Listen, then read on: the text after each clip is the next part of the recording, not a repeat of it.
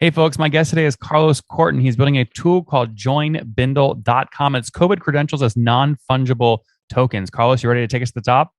Let's go. All right, so explain this to someone that has no idea what fungible means or a token means or what an NFT is. Yeah. So this is derivative technology from cryptocurrency, right? So you can buy Bitcoin, you can buy Ethereum, but it doesn't have to be money. It could be other things. It could be documents. And in the case of what Bindle is doing, we've decided to take health credentials like vaccine records and test results, turn them into tokens that you can carry around on your phone that are cryptographic assets that are encoded that are yours that you can carry as permanent assets. And then we've got a rules engine that sits on top of that. And let's say you want to go to a movie theater, you want to go to a show, the venue is going to have some sort of rule by which they're going to allow people to come in.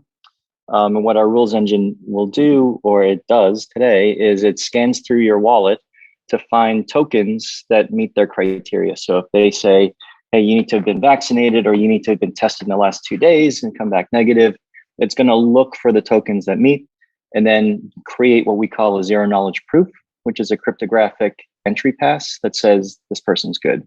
Mm-hmm. And what's great is the venue can then look at that without actually taking any medical data and know that this person's safe to enter. Mm-hmm. Who's issuing that token? Why couldn't Joe Schmo in his basement in Kentucky just act like a healthcare provider and sell a bunch of these tokens, like vaccinated tokens, to a bunch of people online? Totally. So the answer is Joe Schmo can create his own tokens, but it's up to like the venue whether they want to accept those tokens, right? So typically, and the best tokens you can get are going to be issued by the state of California, issued by the state of New York, and there are verified credentials that are out there that you can ingest into Bindle, and that stuff becomes part of your Bindle wallet, and then those things can be presented as proof. If you live in a jurisdiction where that's not available, CVS Health is actually also creating verified credentials, and Walmart and a bunch of other administrators. But if you don't have access to that, you can do a self-attestation, and it might get you into your yoga studio, but it might not get you into the Kennedy Center, for example. Mm-hmm. So, Mm-hmm. So we handle each of those scenarios, and then it's really up to the venue themselves to decide, hey, which of these things meets the criteria of what we think is appropriate. And the challenge I have thinking through a business model like this is like your biggest competition, in my opinion, is like I was just up in New York last week, mm-hmm. and every venue, it was show me your vaccine card and your thing, and I was just a system. I just carried my passport with me. I had the vaccine card taped inside right above my ID, and I would just open my passport. Boom! It took 2 seconds to get in. It's not a ton of pain. So that's right. How do you convince somebody how do you convince someone like me to like go learn what a token is and a wallet is and like get all my healthcare providers to use it and then get all my Walmarts and the local Starbucks to use it so I can get in and out? How do you do all that? Yeah, I think it's tricky because I do think that it's really convenient just to show your paper card, your CDC card, right? Hey, I've been vaccinated, and that's easy and it's universally accepted. I think where it gets tricky is where you're trying to seat 10,000 people into a stadium, and you've got people that need to be kind of going through this stuff with volume. And you've got people that were vaccinated in Europe. You got people that were vaccinated, had different kinds of credentials.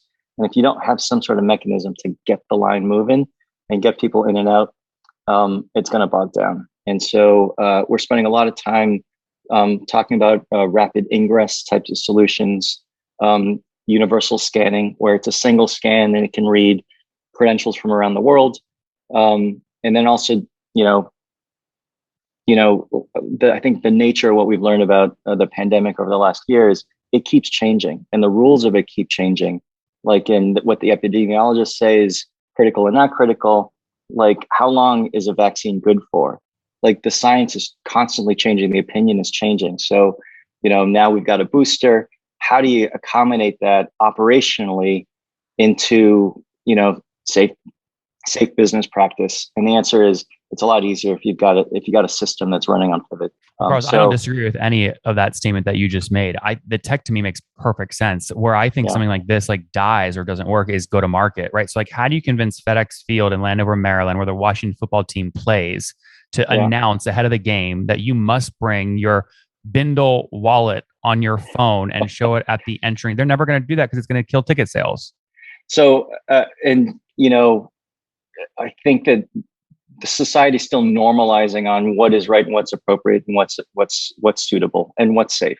And it keeps changing. And so we don't really know. And in terms of like, are the, is we've been talking to specific NFL teams and to NBA teams and maybe Major League Baseball. And they say things like, hey, if the pandemic gets worse, we're just going to stop. Right.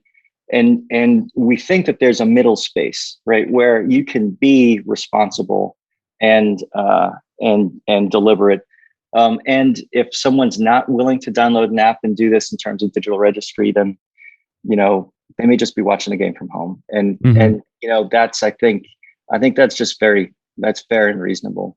I will say that this is, my dad, by the way, is 81 years old. He goes to football games at Landover, Maryland to watch Washington football team. He doesn't even have an iPhone. He doesn't know how to text.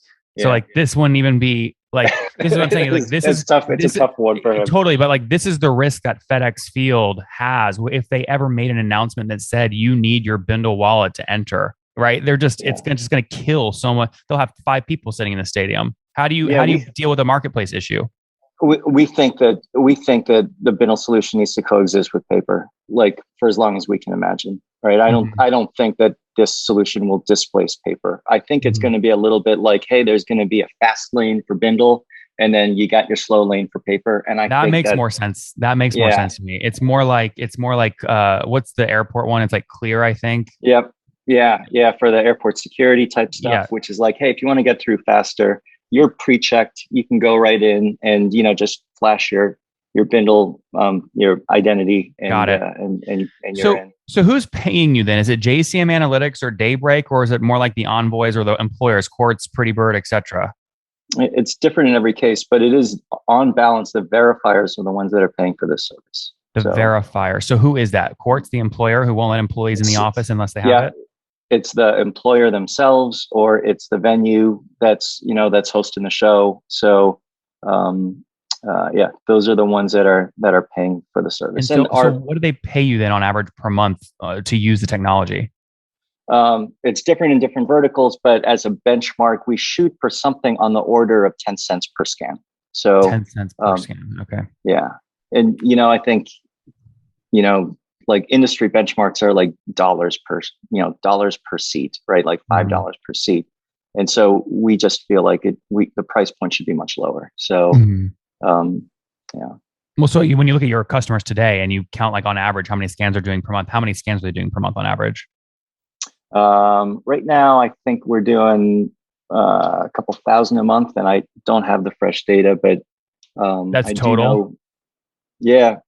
We have, I think, short of 100,000 wallets installed, and we're operating in 30 states in the US, and then I think 2 or 3 Canadian provinces. Okay. So 10 cents a scan, and let's say you're doing 4,000 scans a month, right? Times 10 cents. So you're early. You're doing like $400 or $500 a month in revenue right now. Very early. Yeah. And I think that we're still discovering the revenue model. I think the pricing model continues to reveal itself to us. We're learning right now in terms of what utilization rates are going to be at large events, public events, closed events, at weddings, at celebrations. These are one-time private events where people are looking for some sort of reassurance that it's going to be safe for my elderly aunt to attend, and they want to have some sort of assurance that there's some protocols in place. And Carlos, how many customers do you have that did at least one scan in October? Geez, I should have looked at more closely at our volume metrics in October. We set our new high in October. I'm just trying to get a sense of how many customers you're working with who are actually paying you something. Oh, we've got 200 active clients right now. How do you define active though? So paying, like invoiced clients in the month of October. So there were 200 in October that did at least one scan and paid you at least a 10-cent invoice. At least 10 cents. Yeah. Yeah. Fair. This is great. Okay. So you have some momentum here. When did you first write the first line of code for this? What year? So a lot of this technology has its origins in, pre-pandemic stuff. We were talking about digital identity and cryptography and stuff back in 2018. So we were playing with the technology. And then when the pandemic hit in in 2010 and started becoming meaningful. The company was founded in June of 2020, and Okay. and we had our first release in August of 2020. So Okay. yeah, And bootstrap to date, or did you raise capital? and we raised capital. Our CEO comes out of Samsung Global Ventures and has a has a really strong VC background. And right now we've been raising through angel investors, private investors. We haven't raised a Series A. I think we're working to that now. So But you already closed your seed or pre-seed, or no? It's still open. it's still open. Yeah, we still have we're still working in a seed context. It's all pre-Series A. And Got it. And when you yeah. say angels, you're talking like 100,000, 200,000 sort of deal? Yeah, $50,000 checks, $100,000 checks that we're looking at. Yeah. Yep, that makes sense. And why do you need capital to scale this? Why can't you fund from customers? Like, what's the engineering heavy lifting that has to happen here? Yeah, I mean, there's a lot of blockchain stuff, right? The data management, and there's new feature function that we're constantly looking at. Like we know that we need a solution to handle minors.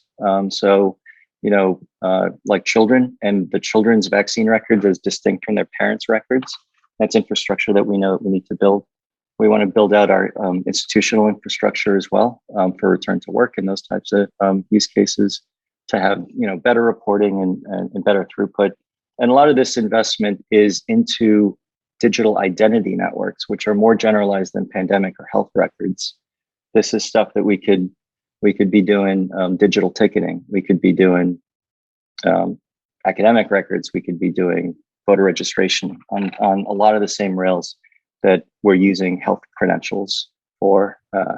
So I think that becomes really interesting in terms of future-proofing a lot of our investment. We actually think that like tokenizing data in these decentralized types of networks has got a lot of legs that'll be the next decade worth of growth. Yeah. Yep. So moving forward, tell me more about the team. Are you one of the founding members? Do you have equity? Yep. Yeah, I'm one of the founding members. There were 6 co-founders. Six co-founders. You get nothing done with 6 co-founders. I disagree. I think it's worked out really well. Who the hell makes the decisions? We yell at each other a lot, but I think it's a very constructive yelling. What makes it work is that the 6 of us have perpendicular skills, very perpendicular skills. So did you split equity evenly amongst all 6? Yeah, makes it really easy. Makes the math easy. Yeah. Wow. Yeah. Okay, so everyone owns basically like 15.3%, something like that. Roughly, and of course, it's been diluted since then, right? So yeah. Interesting. So how many are you total today then? Obviously 6 plus any full timers. Yeah, I think we're on the order of 15 full time. I think right now, and then of course we've got an engineering team, we've got a design team, and I mean, Carlos, this is a lot of expense. This is a lot of employees for basically a pre-revenue company. How do you think about burn? I mean, you guys are operating right on the edge. Yeah. The burn is very high for the maturity of the company, but we're punching way above our weight class, and competing with really highly capitalized companies. Who's your biggest competitor? We talk about, you mentioned Clear, the airport security company. They're doing a lot of health credentials type business and competing for the NFL teams that we're talking to as well, right? Mm-hmm. So, and they just had their IPO last summer. And we're competing with IBM, which is the service provider for the state of New York. And they've got a solution in the market, and that's our competitive base. And, got it. Very cool. Well, listen, we're obviously rooting for you. Hope the pre-seed round closes out nicely and you scale to 400 locations by the next time we chat. But in the meantime, Carlos, let's wrap up with the famous 5. Number 1, favorite business book. Lean Startup. Number 2, is there a CEO you're following or studying? Elon Musk. Yep. Number 3, favorite online tool. Miro. Love Miro. Spell it. Miro. Miro. Yeah. Number 4, how many hours of sleep do you get every night? Oh, I sleep really well. 9, 10. 9. That's great. And what's your situation? Married, single, kids? Single. No kiddos? No kids. All right. And how old are you? 52. 52. Take us home. Last question here. What are you wishing you when you were 20? What? I'm saying again? Something you wish you knew when you were 20. Something I was wishing when I was 20? No, something you wish you knew when you were 20. Oh, when I was 20. Geez. Um, I think I was just I was uncertain of myself. I should have just been more confident. I ended up doing the right things, but it took me too long. So Guys, join Bindle.com, launched in 2020. They want you to use their wallet to prove your vaccination status or other health records at venue entries, airports, etc. We'll see if they can scale. They're currently serving, call it 200 brands. They charge 10 cents per scan, did 4,000 scans last month, installed them across 100,000 wallets. They've got 15 folks on the team, 6 co-founders, 200,000 plus in sort of pre-seed capital they're using to try and compete with the likes of Clear, the state of New York, etc. We'll see if they can do it. Carlos, thanks for taking us to the top. see you.